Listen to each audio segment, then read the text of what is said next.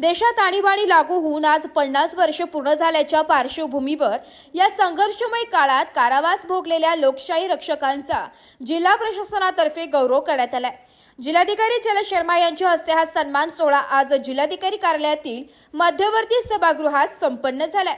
या कार्यक्रमाला निवासी उपजिल्हाधिकारी राजेंद्र वाघ, जिल्हा माहिती अधिकारी गोपाळ साळुंखे, नायब तहसीलदार नरेंद्र जगताप, लोकतंत्र सेनानी संघाचे अध्यक्ष एकनाथ शेटे, उपाध्यक्ष सुरेश सायखेडकर, रमाकांत कुलकर्णी यांच्यासह आणीबाणीत सहभागी झालेले सेनानी व त्यांच्या कुटुंबियांची मोठी उपस्थिती होती। कार्यक्रमात जिल्हाधिकारी श्री शर्मा यांच्या हस्ते मुख्यमंत्री देवेंद्र फडणवीस यांच्या स्वाक्षरीचे गौरवपत्र, गुलाब पुष्प देऊन कारावास भोगलेल्या व्यक्तींचा सन्मान करण्यात आला। यावेळी जिल्हा माहिती कार्यालयातर्फे भरवण्यात आलेल्या आणीबाणी विशेष छायाचित्र प्रदर्शनचीही पाहणी करण्यात आली।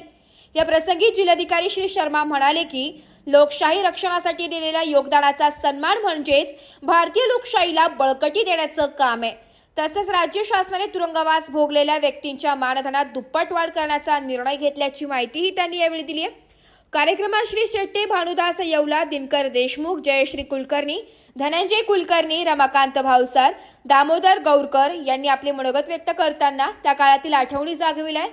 आणीबाणी अचानक लागू होऊन भारतीय संविधानाचा दुरुपयोग झाला, मात्र जनतेने पुन्हा लोकशाही स्थापन केली असे त्यांनी सांगितले। प्रास्ताविकात निवासी उपजिल्हाधिकारी राजेंद्र वाघ यांनी यांच्या आयोजनामागील हेतू विशद केलाय। जिल्हा माहिती अधिकारी श्री साळुंखे यांनी आभार प्रदर्शन केले।